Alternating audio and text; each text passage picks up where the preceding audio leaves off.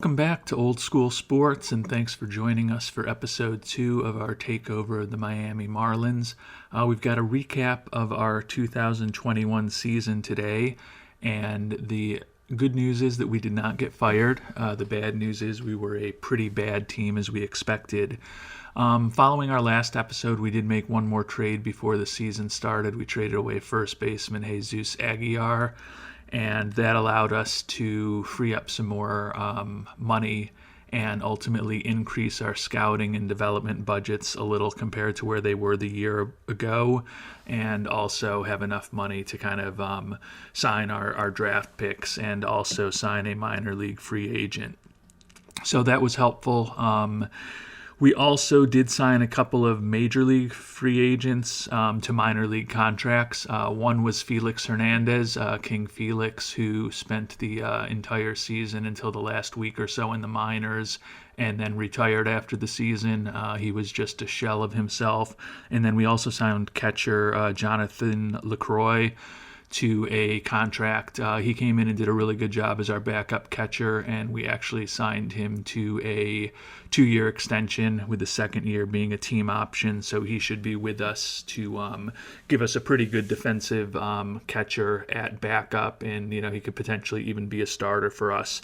And the positive thing about both of those guys is that they were also nationally popular players, so they allowed us to increase our fan interest a bit. And we also cut our ticket prices from $16 to $14 last year, which allowed us to increase our attendance significantly. More fans in the game meant more revenue per game, even though we were charging a little less. And the end result of that is pretty positive. Despite a not great season on the field, our team budget was increased from $77 million in 2021 to $95 million for the upcoming 2022 season. So that should help give us a lot more flexibility to continue investing in our team through our scouting budget and our development budget in the minor leagues, and also have some money available for free agents. And speaking of free agents, one of the big moves we made during the season was signing 16-year-old Jose Guzman, a center field prospect, as an international free agent. You can see that his potential here is to be a really great contact hitter with good gap power and good at avoiding Ks. The negatives are that he's never going to be a home run threat, and his eye is not that great. But he's got a lot of speed, potentially a very good defensive center fielder, and he's got a high adaptability and work ethic. So I think there's potential for him to grow into a pretty solid player for us. The top for him is probably someone like Willie Wilson, the great center fielder for the Royals, A's, and Cubs from the mid-'70s to the mid-'90s, who won a batting title, won a Gold Glove, was in a couple All-Star games, led the league in triples many occasions, and is still in the top 15 all time for stolen bases. That would obviously be great for us if Guzman can meet that potential. With the great contact and the weak eye, a good season for him, or a great season for him, is going to be a 310, 315 kind of batting average. But even with that, his on base percentage is probably going to only be in the 350 area.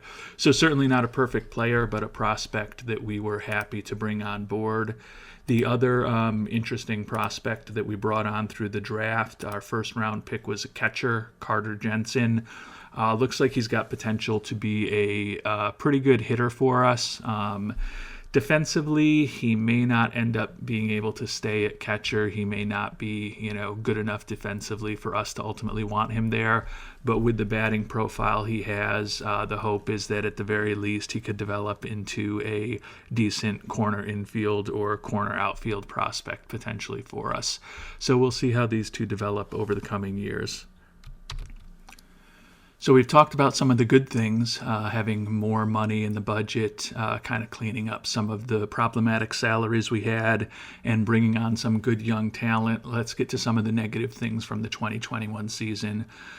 First and foremost, we did have a bad record, 65-97.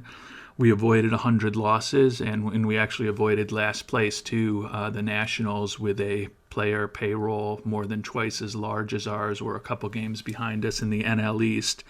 But it still was certainly not a great season for us, and you can see that my reputation coming out of that first season is poor, not great, obviously. The positive thing is, though, as I mentioned earlier, we didn't lose our jobs, and our goal was the playoffs last season.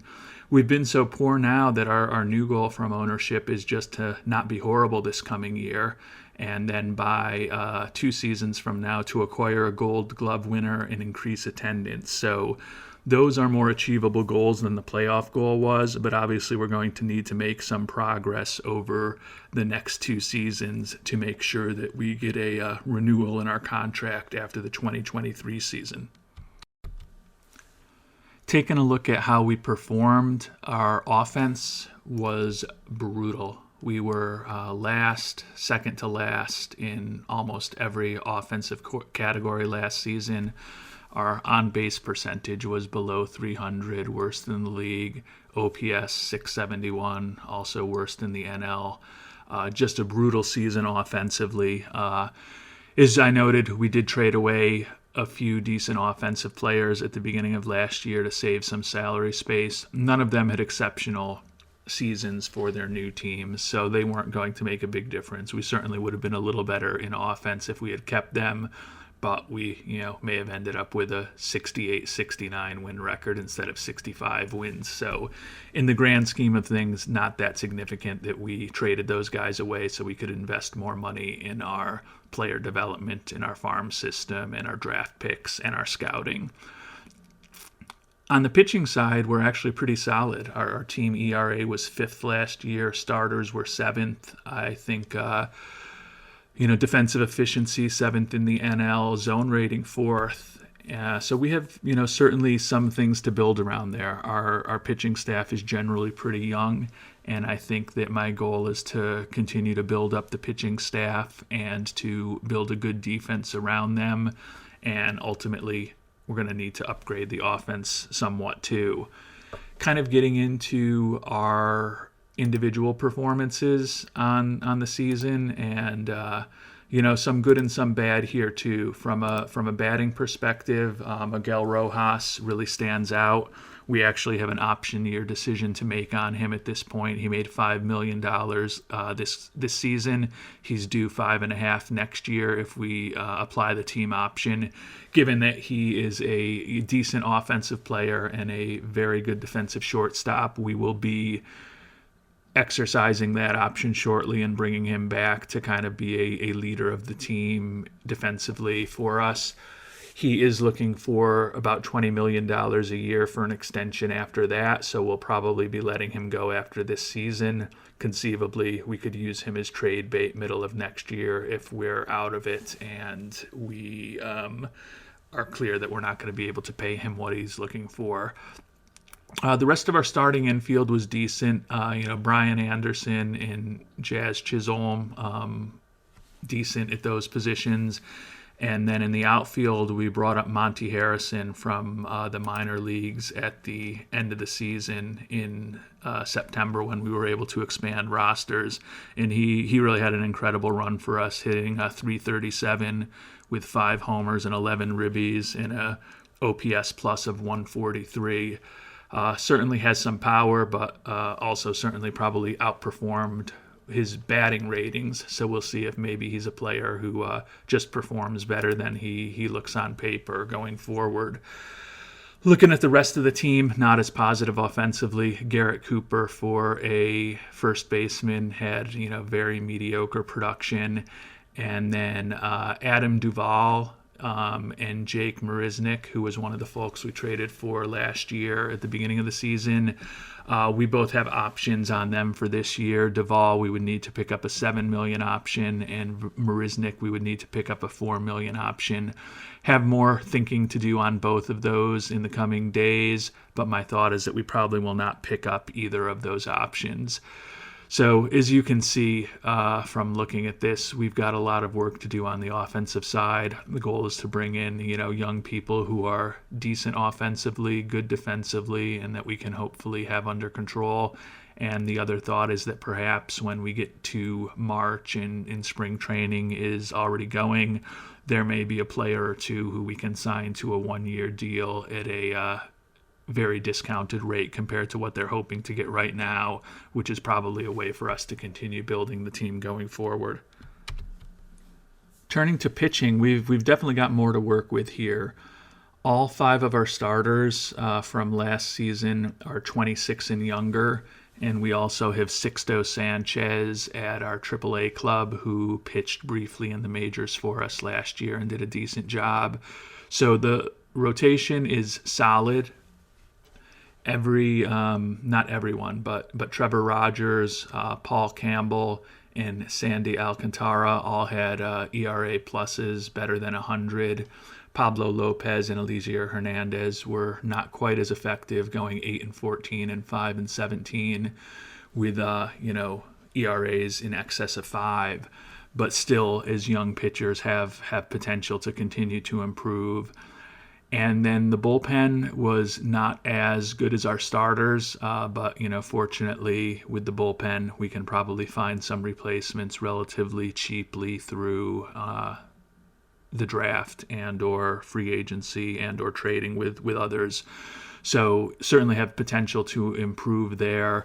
You can see that we only have 2 left-handers in the roster right now. Trevor Rogers, the starter, and Richard Blyer out of the bullpen.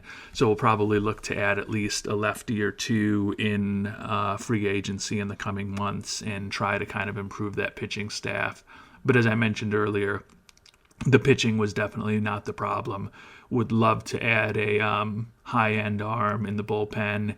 And then similar to what we're doing with the batters, if we get to mid-March and there's a nice starting pitcher out there who for whatever reason hasn't been picked up, that we can sign to a short contract or a much lower dollar contract than they were originally looking for, that would be probably the way to potentially supplement the rotation and put ourselves in a better position to hopefully, get closer to 500 in the 2022 season as we begin turning around the ship here. So our next thoughts are what we're going to be doing in salary arbitration. You can see that we've got a huge list here of our arbitration eligible players.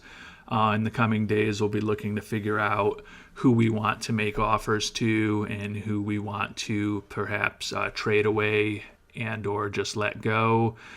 We'll also look to sign some of these guys, if we really like them, to longer-term contracts to hopefully buy out not just their arbitration years, but a year or 2 of free agency if there's somebody that we think is promising. But obviously it takes 2 to tango in those situations, and there may not be as much interest on the player's side in extending it terms that will work for a smaller market, lower budget team like us with the Marlins.